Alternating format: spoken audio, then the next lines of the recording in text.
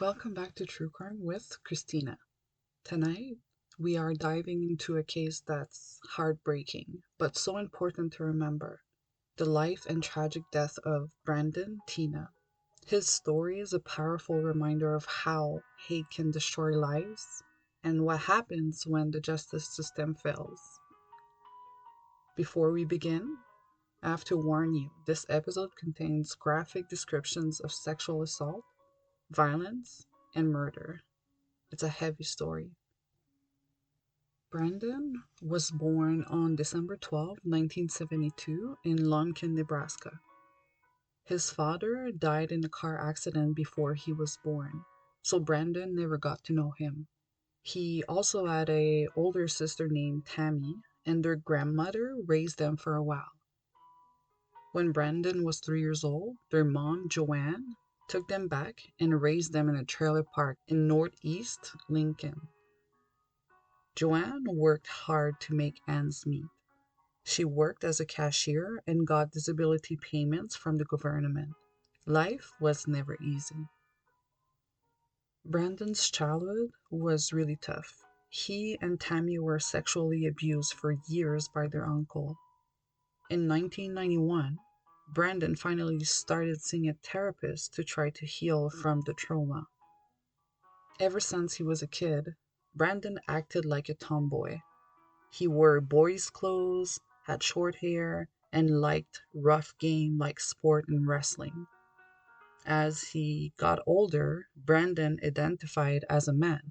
He dated girls, but his mother couldn't accept that. She kept calling him by his birth name, Teena, and she used the pronouns she.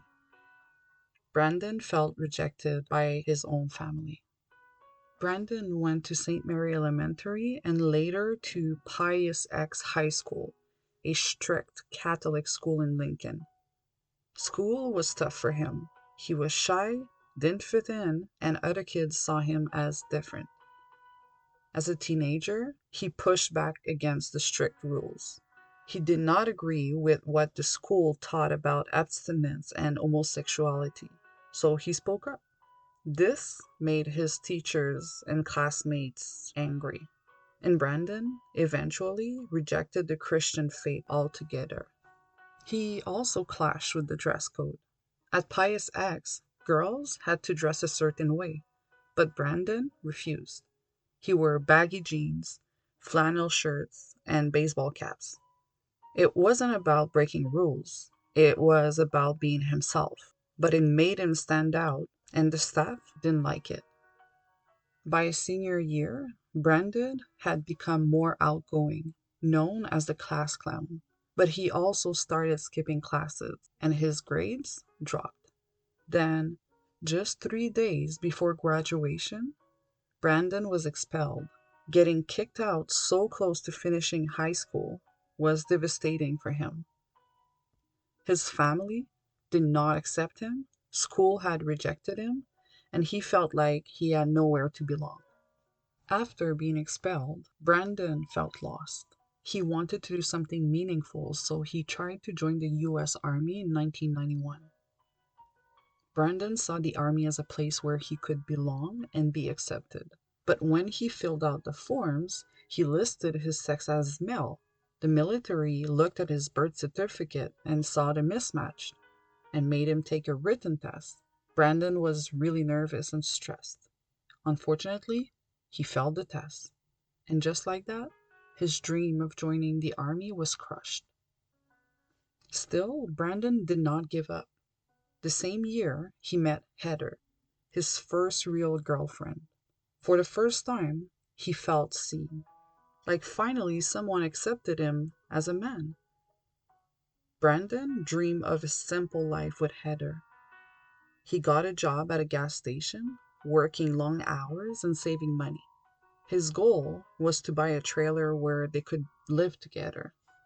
But at home, things were rough. Joanne did not accept Brandon's relationship with Heather.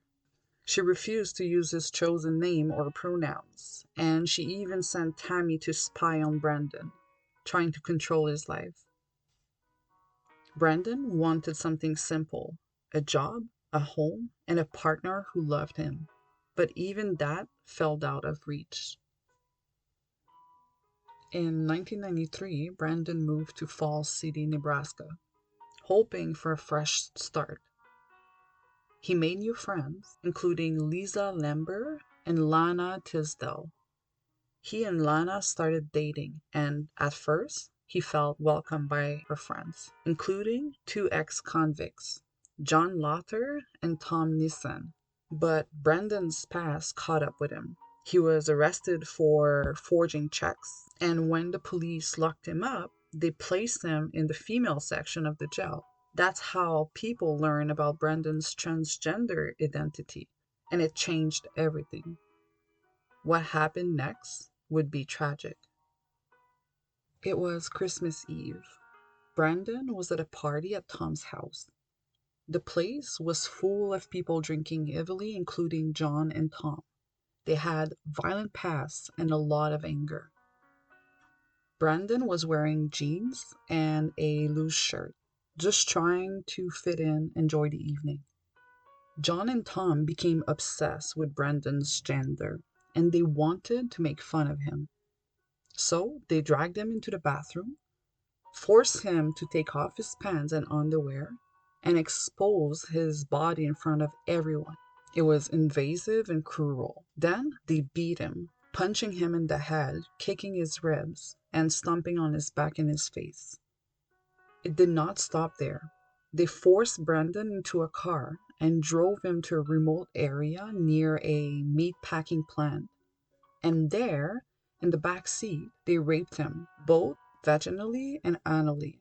After that, Tom beat him again. Back at Tom's house, they threatened Brandon and told him not to report the assault. But Brandon escaped, climbing out a bathroom window, barefoot and injured. He ran to Lana's mom's house and arrived there around 6 a.m. His face was bruised, his lips were full of blood, and he even had a shoe print on his back. An ambulance took him to the hospital, a rate exam confirmed the assaults, and evidence was collected. Brandon told the police everything, but the sheriff, Charles Lokes, did almost nothing. John and Tom were not arrested. Instead, the sheriff questioned Brandon in a way that was disrespectful and inappropriate, focusing more on Brandon's gender than the crime. Just a few days later, on December 31st, John and Tom decided to kill Brandon. They were angry that he had gone to the police and they were afraid of going back to prison. That night, they were drunk and dressed for violence. Tom had a knife and John had a stolen gun. They stormed into Lisa's house where Brandon was hiding. Lisa was in bed with her son, Tanner. And also, a friend, Philippe, was there, a black man who was visiting that day. John pointed the gun at Brandon and shot him straight in the head. And then Tom stabbed him in the stomach, cutting into his liver. John shot Lisa 3 times. One bullet went through her eye, killing her. And finally, they killed Philippe. He was shot twice. One bullet went through his skull and into his brain. Philippe had a prosthetic leg from a car accident years earlier, so he couldn't run away. The whole attack lasted less than 5 minutes. John and Tom left the house, leaving Lisa's little boy, Tanner, trapped with the bodies of Brandon, Lisa, and Philippe. The next morning, Lisa's mom, Anna May, found the horrifying scene. This wasn't random. They killed Brandon because of hate, and they killed Lisa and Philippe because they were witnesses, because they were in the way. Brandon's mom, Joanne, was devastated and furious. She sued the sheriff and the county, arguing that their failure to act led directly to her son's death. The case went to court. At first, the judges agreed the county was partially responsible but reduced the damages, saying the killers were mostly to blame, not the police officers. Joanne fought on. The Nebraska Supreme Court ruled in her favor, saying what the sheriff did or did not do was extreme and outrageous.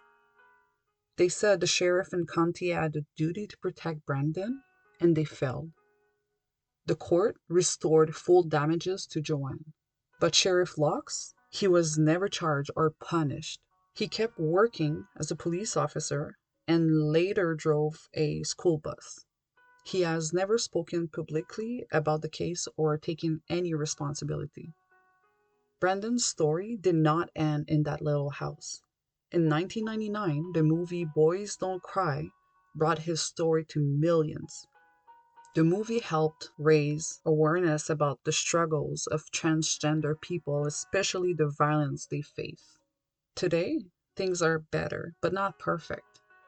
A 2025 Pew Research survey shows most LGBTQ plus adults still feel that trans people don't get enough support.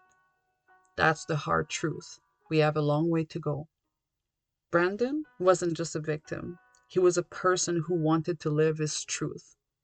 His story reminds us we must do better. We have to make this world safer for everyone. Thank you for being with me tonight. Until the next episode, be smart, be aware, and always keep an eye open.